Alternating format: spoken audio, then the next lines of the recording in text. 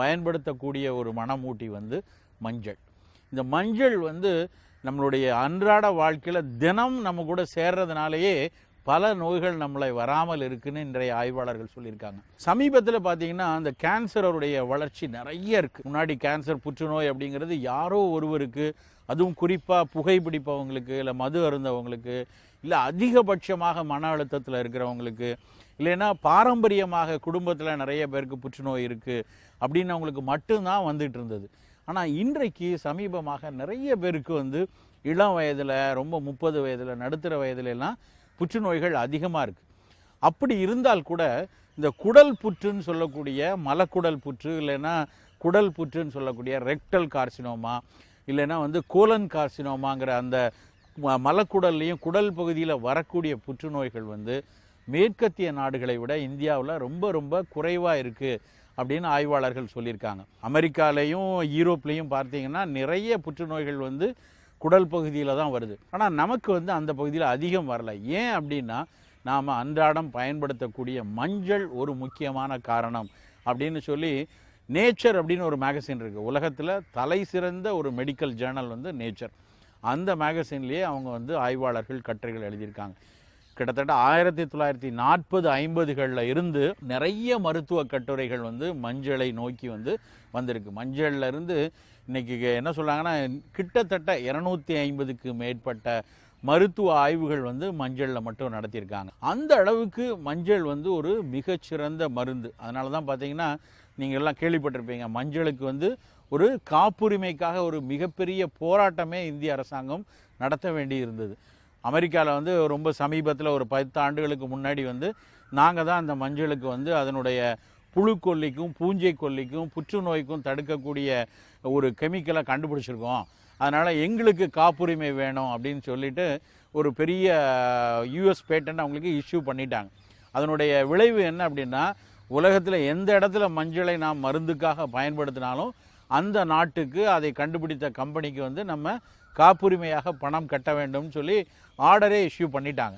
ஆனால் அதுக்கப்புறம் நம்ம விழித்து கொண்டு அடடா நாங்கள் வந்து மஞ்சளை இன்றைக்கி நேற்று இல்லைப்பா, 2000 ஆண்டுகளாக நாங்கள் அன்றாடம் உணவில் சாம்பார் ரசத்துலேருந்து எல்லாத்துலேயும் பயன்படுத்திட்டு வரோம். அது மட்டும் இல்லை, ஆயுர்வேதத்திலையும் சித்த மருத்துவத்திலையும் நிறைய இடங்களில் பல நோய்களுக்கு இந்த மஞ்சளை நாங்கள் வந்து பயன்படுத்திட்டு வரோம். அதை போய் நான் தான் புதுசாக கண்டுபிடிச்சேன் அப்படின்னு சொல்லி காப்புரிமை கொண்டாடுறது வந்து படு முட்டாள்தனம் அப்படின்னு சொல்லி இந்தியாவுடைய சிஎஸ்ஐஆர்னு சொல்லக்கூடிய மிகப்பெரிய தொழில்நுட்ப ஆராய்ச்சி நிறுவனமும் உலக அரங்கில் போயிட்டு வாதாடி பல்வேறு தாவரவியல் அறிஞர்கள்லாம் போராடி தான் மஞ்சளையும் கூடவே வேப்பலை, இந்த மஞ்சளையும் வேப்பலையும் மீட்டு இது வந்து இந்தியாவுடைய பாரம்பரிய சொத்து, உலகில் எந்த நாடும் இதை காப்புரிமை செய்ய முடியாது அப்படின்னு சொல்லி நம்ம ஆர்டர் வாங்கிட்டு வந்தோம். ஏன் அதை சொல்ல வரேன் அப்படின்னா, உலகம் வந்து ரொம்ப உத்து பார்த்துட்டு இருக்கு. இந்த நாட்டில் பல ஆயிரம் ஆண்டுகளாக அவர்களுக்குன்னு ஒரு கலாச்சாரம் இருக்கிறது. அவர்கள் பல ஆண்டுகளுக்கு முன்னாடியே வந்து அறிவிலையும் ஆற்றலையும் உடல் நலத்திலையும் ரொம்ப நல்லா இருந்திருக்காங்க. அப்படி இருந்ததற்கு காரணமாக அவர்கள் உடல் உழைப்பிலையும் அவர்களுடைய உணவிலையும் ஏதோ நல்ல விஷயங்கள்லாம் இருக்குது அப்படிங்கிறத தெரிஞ்சுக்கிட்டு தான் உடல் உழைப்பில் யோகா போன்ற விஷயங்களை, உணவில் வந்து இந்த மாதிரி மணமூட்டிகளை மூலிகைகளை எல்லாம் வந்து மற்ற நாடுகள் மற்ற ஆய்வாளர்கள் எல்லாம் உத்து பார்த்துட்டு வராங்க. அப்படி பார்த்து இந்த மஞ்சளில் கண்டறிந்த விஷயங்கள் பார்த்திங்கன்னா ரொம்ப ரொம்ப வியக்கத்தர விஷயங்கள்லாம் இருக்குது. நம்ம நாட்டில் பார்த்திங்கன்னா இந்த மஞ்சள் வந்து இவ்வளவு பயனுள்ளது அப்படிங்கிறதுனால தான் இதை வந்து எல்லா இடங்கள்லையும், நான் உணவில் மட்டும் இல்லாமல் ஒரு பண்டிகைனாலோ இல்லை ஒரு விசேஷம்னாலோ இல்லை ஊர் திருவிழாக்களாக இருந்தாலும் எல்லாத்துலேயுமே மஞ்சளை பயன்படுத்துறது வந்து மிக அதிக புழக்கத்தில் இருக்குது. ஏன் அப்படின்னு சொன்னால், ஒரு அடிப்படையான ஒரு விஷயம் வந்து மஞ்சள் வந்து வைரஸ் பரவுதலை தடுக்கக்கூடிய ஒரு ஆற்றல் உண்டு. ஒரு திருவிழா இல்லை ஒரு கூட்டம் இல்லை வீட்டில் ஒரு விசேஷம், 100 பேர் வராங்க. அந்த 100 பேரும் ஒவ்வொருத்தரும் ஒவ்வொரு ஊர் பகுதியிலேருந்து வந்திருக்கலாம். ஒவ்வொரு வகையான நோய்களையே தங்களுக்குள்ளே வச்சுருக்கலாம். அதில் ஒரு சிலர் வந்து தொற்று கிருமிகளோடு அவர்கள் வந்து அந்த இடத்துக்கு வந்திருக்கலாம். அப்படி வரும் பொழுது அந்த கிருமி அந்த வீட்டில் இருக்க மற்றவங்களுக்கெல்லாம் பரவிடக்கூடாது அப்படிங்கிறதுக்காக தான் வாசல்லையே மஞ்சள் தெளித்து அனுப்பக்கூடிய ஒரு வழக்கம் இருந்தது. இன்றைக்கு வந்து அது வந்து ஒரு முக்கியமான ஒரு நல்ல விஷயமாக, ஒரு பண்பாடாக மஞ்சள் தெளித்து வரவேற்றாங்கன்னா ஒரு புனிதமான விஷயமாக கருதப்படுது. இந்த புனிதத்திற்கு பின்னாடி இருந்த மருத்துவ குணம் என்னென்னா, அந்த நபரிடமிருந்து மற்ற நபர்களுக்கு எந்த கிருமி தொற்றும் வந்துவிடக்கூடாது அப்படிங்கிறது தான். அதனால தான் பார்த்திங்கன்னா ஊர் திருவிழாவில் மஞ்சள் தெளிக்கிறது, இல்லைன்னா வந்து ஒரு பெரிய கொண்டாட்டங்கள் இருந்தால் மஞ்சள் தெளிக்கிறது. ஒரு பெண் பூ படைந்தாருன்னா அதுக்கு கூட வந்து மஞ்சள் நீராட்டு விழா அப்படின்னு சொல்லுவாங்க. ஏன் அப்படி சொன்னாங்க அப்படின்னா, பூப்படைந்த பெண் வந்து உடலில் வந்து கொஞ்சம் நோய் எதிர்ப்பாற்றல் குறைந்திருக்கும். உடல் நோய் எதிர்ப்பாற்றல் குறைந்திருக்கும் பொழுது எளிதில் வந்து கிருமிகள் உடம்புக்குள்ளே போயிடலாம். ஒரு பாக்டீரியா வந்துடலாம், இல்லை ஒரு வைரஸ் தொற்று வந்துடலாம். அப்படி தொற்றுக்கள் வந்து விடாமல் தடுப்பதற்கு தான் அந்த பூப்புனித நீர் அப்படிங்கிறதே மஞ்சள் நீராட்டு விழான்னு சொல்கிறதே அதுக்காக தான். இப்படி ஒரு நல்ல விஷயங்கள் எல்லாத்துலேயும், இல்லை ஒரு 4 பேர் சேரக்கூடிய விஷயங்கள் எல்லாத்துலேயுமே மஞ்சளை தெளித்ததற்கு பின்னணி புனிதம் மட்டுமல்ல, இல்லைன்னா பண்பாடு மட்டுமல்ல, இல்லை ஒரு உபசரிப்பு வரவேற்பு மட்டுமல்ல, மருத்துவ குணமும் இருந்ததுனால தான். இது வெளி விஷயங்களில் எந்த உணவு நம்ம தயாரித்தாலும் கடைசியில் கொஞ்சம் மஞ்சள் தூள் போடுறோம். ஒரு சாம்பார் வச்சாலும் சரி, ஒரு காய்கறி வதக்கினாலும் சரி, இல்லை கூட்டு செய்கிறோம், பொரியல் செய்கிறோம், எல்லாத்துலேயுமே சட்டி இறக்கும் பொழுது சூடு நல்லா வெந்ததுக்கப்புறம் அதனுடைய மனம் கொடுப்பதற்கு, அதனுடைய நிறம் கொடுப்பதற்கு கடைசியாக ஒரு 2 சிட்டிகை மஞ்சள் போடுறோம். இதுவும் பார்த்திங்கன்னா அந்த உணவில் வந்து சேரக்கூடிய பல்வேறு பொருட்கள்னால உடலுக்கு கேடு வந்துடக்கூடாதுங்கிறது ஒரு விஷயம். இன்னொன்று, அந்த உணவு கெட்டுப்போகாமல் இருக்கணுங்கிறது இன்னொரு விஷயம். இதை எல்லாத்தையும் தாண்டி இந்த மஞ்சள் உள்ளே சேர்றதுனால நமக்கு பல்வேறு நோய்கள் வராமல் நம்மளுடைய நோய் எதிர்ப்பாற்றல் இயல்பாகவே நமக்கு வந்து உடம்புலேயே நிறைய பாதுகாப்பு தன்மை இருக்கிறது, இம்யூனிட்டி அப்படின்னு சொல்கிறோம்.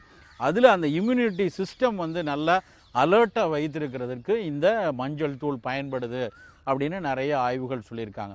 அதுலேயும் குறிப்பாக வந்து இந்த வைரஸ் தொந்தரவு தவிர புற்றுநோய்களுக்குன்னு பார்த்திங்கன்னா இன்னது தான் காரணம்னு நம்ம ஒரு விஷயத்தை சொல்ல முடியாது. சுற்றுச்சூழலில் இருக்கக்கூடிய என்வாயர்மெண்டலில் இருக்கக்கூடிய டாக்ஸின் மிகப்பெரிய காரணங்களாக பார்க்கப்படுகிறது. நம்ம பூச்சிக்கொல்லி மருந்து, உரங்கள்லாம் போட்டு விளைவிக்கக்கூடிய தாவரங்களுடைய சின்ன சின்ன நுண்ணிய கூறுகளே புற்றுநோயை உண்டாக்கிருமோ அப்படின்னு பயப்படுறாங்க. வெளியே இருக்கக்கூடிய பொருட்கள்லேருந்து வரக்கூடிய கதிர்வீச்சுக்கள் புற்றுநோயை உண்டாக்கலாம். தொடர்ச்சியான மன அழுத்தம் புற்றுநோயை உண்டாக்கலாம்.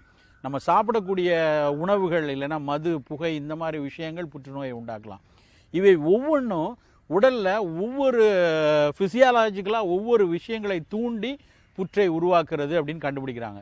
இப்படி எந்த விஷயமாக ஒரு 10 காரணம் வச்சுக்கோங்களேன், அந்த 10 காரணத்தையும் மாடுலேட் பண்ணுறதுக்கு, அந்த 10 காரணங்களாலும் புற்றுநோய் வராமல் தடுப்பதற்கு மஞ்சள்ங்கிற ஒரே ஒரு விஷயம் பயன்படுறது தான் ரொம்ப ரொம்ப ஆச்சரியமான ஒரு விஷயம்.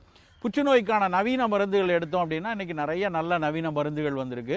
அந்த மருந்துகளில் ஒரு மருந்துனா ஒரு டார்கெட்டை சரி பண்ணும், ஒரே ஒரு மருந்து ஒரு டார்கெட்டுக்கு. ஆனால் இந்த புற்றுநோய் ஒரு மருந்து 10 டார்கெட்டை வந்து சரி பண்ணுவதற்கான வாய்ப்புகள் இருக்குது. ஆரம்ப கட்ட ஆய்வுகள் எல்லாமே இப்படி பல்வேறு விஷயங்களை மாடுலேட் பண்ணுறதுனால தான் நம்ம உணவில் அதை சேர்த்து கொள்ளணும். மருந்தாக சேர்க்கறது இன்னொரு பக்கமாக இருந்தாலும் அன்றாடம் உணவில் சேர்க்கும் பொழுது வராமல் வந்து இந்த நோய் வராமல் தடுக்கலாம். இன்றைக்கு நம்மலாம் பார்த்துருக்கோம், ஸ்டீவ் ஆப்ஸ்ன்னு சொல்லிட்டு அந்த ஆப்பிள் நிறுவனத்தினுடைய தலைவர் வந்து அவர் வந்து பேங்க்ரியாட்டிக் கேன்சரில் இறந்து போனார். பல மில்லியன் டாலர் பயன்படுத்தி அவரை வந்து எப்படியாவது காப்பாற்ற உலகம் முயற்சித்தது. ஆனாலும் பயனில்லாமல் அவங்க வந்து தவறி போனாங்க. அதே அந்த பேங்க்ரியாட்டிக் கார்சினோமா வராமல் தடுப்பதற்கு இந்த மஞ்சள் பயன்படுது அப்படின்னு சொல்லி ஒரு பேப்பர் இருக்குது. அது பேங்க்ரியாட்டிங்கிறது நம்மளுடைய கணையம்னு சொல்லக்கூடிய இன்றைக்கி இன்சுலின்லாம் சுரக்கிறது, அதாவது சர்க்கரை நோய் வராமல் தடுப்பதற்கு வேண்டிய இன்சுலின் சுரக்கிறதுக்கும் சரி, நம்மளுடைய கொழுப்பை ஜீரணிக்கக்கூடிய பல்வேறு நொதிகளை சுரப்பதும் அந்த பேங்க்ரியாஸ் தான். அந்த பேங்க்ரியாஸில் ஒரு கேன்சர் வந்ததுன்னா 18 மாதம் 20 மாதத்திலேயே வந்து சரியாக குணப்படுத்தப்படவில்லை அப்படின்னா அது வந்து மரணத்தை நோக்கி அழைத்து விடுங்கிறது தான் இன்றைய ஒரு நிலைமை. அந்த நிலைமையில் கூட இந்த மஞ்சள் வந்து ஓரளவுக்கு அந்த நோயினுடைய வளர்ச்சியை கட்டுப்படுத்தும் அப்படின்னு சொல்லி நிறைய ஆய்வுகள் சொல்லியிருக்கு. வெறும் பேங்க்ரியாட்டிக் கேன்சர் மட்டும் இல்லை, உடம்புல எந்த புற்றுநோய் வந்தாலும், இரத்த புற்றுநோய் வந்தாலும் சரி, இல்லைன்னா வந்து வேறு உறுப்புகளில், இரைப்பையில், மூளையில், சிறுநீரகத்தில், கருப்பையில், சினைப்பையில் எந்த இடத்துல புற்றுநோய் வந்தாலும், என்ன மருந்துகள் எடுத்துக்கொண்டிருந்தாலும் மஞ்சளை உணவோடு, இல்லைன்னா உணவில் ஒரு கூறாக, இல்லை தனியாக மஞ்சளை கூட கொஞ்சம் நம்ம சேர்த்துட்டு வந்தோம்னா அது புற்றுநோயை தடுப்பதற்கு, வேகமாக வளராமல் தடுப்பதற்கு உதவியாக இருக்கும். இது மட்டும் இல்லை, நம்ம மஞ்சள் உடனே அது புற்றுநோய்க்கு மட்டும்தான் அப்படின்னு இல்லை. மஞ்சள்லேருந்து வரக்கூடிய ஒரு மனம் வந்து சைனசைட்டிஸ் அப்படின்னு சொல்லக்கூடிய மூக்கடைப்பு, நீரேற்றம், தும்மல், இந்த மாதிரி விஷயங்களுக்கு அந்த மஞ்சளுடைய மனமே அதனுடைய வியாதியை வந்து மட்டுப்படுத்தும்னு கண்டுபிடிச்சிருக்காங்க. ஒரு ஆஸ்துமா நோயாளியா இல்லை தும்மல் வந்து சைனசிட்டிஸ் பர்சனா அவங்க வந்து வாரத்துக்கு 2 நாள் அந்த மஞ்சளை சுட்டு முகர்ந்து கொண்டு வரலாம். சாதாரண புண்கள் இருக்குது, ஒரு குழந்தை வந்து விளையாடும் போது தவறி கீழே விழுந்துருது, அப்போ வந்து ஏதோ ஒரு சின்ன சின்ன இரத்த காயம் ஏற்படுது. நம்ம என்ன செய்கிறோம், உடனே நம்ம மனசுக்கு வர்றது என்ன, டிடி இன்ஜெக்ஷன் போடலாமா டாக்டர் அப்படின்னு தான் கேட்டு வருவாங்க. டிடி போட்டால் நமக்கு வந்து அந்த டெட்டனஸ் வைரஸ் வராமல் தடுக்கணும். அந்த டெட்டனஸ் வைரஸ் வருவதை தடுப்பதற்கு மஞ்சள் தூள் பயன்படுதுங்கிறது இன்றைய ஆய்வு முடிவு.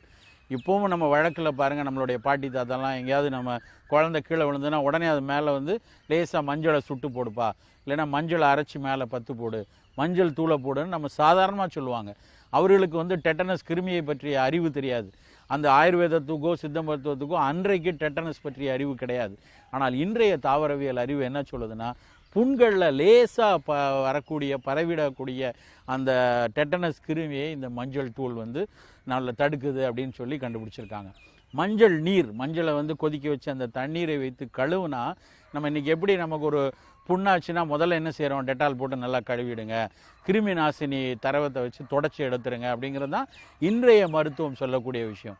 அதே விஷயத்தை இந்த மஞ்சள் நீரை வைத்து நல்லா கழுவணும் அப்படின்னா கிருமி நாசினிகள் வந்து நேராக வந்து நம்ம கிருமிகள் வேறு பாக்டீரியாக்களோ ஃபங்கஸோ வராமல் தடுப்பதற்கு இந்த மஞ்சள் தண்ணீர் வந்து பயன்படும் அப்படின்னு சொல்லியிருக்காங்க. ஸோ அந்த அளவுக்கு மஞ்சள்ங்கிறது வந்து சின்ன ஒரு புண்ணு வராமல் தடுக்கிறது, புண்ணில் கிருமி தொற்று வராமல் இருக்கிறது, அப்புறம் சைனசைட்டிஸ் இந்த மாதிரி வர்றதுல இருந்து புற்றுநோய் வரைக்கும் பல்வேறு நோய்கள் வராமல் தடுப்பதற்கு வந்து இந்த மஞ்சள் வந்து நமக்கு பயனுள்ளதாக இருக்குது. இதை நம்ம தவறாமல் அன்றாட உணவில் நம்ம சேர்த்து கொள்ளணும்.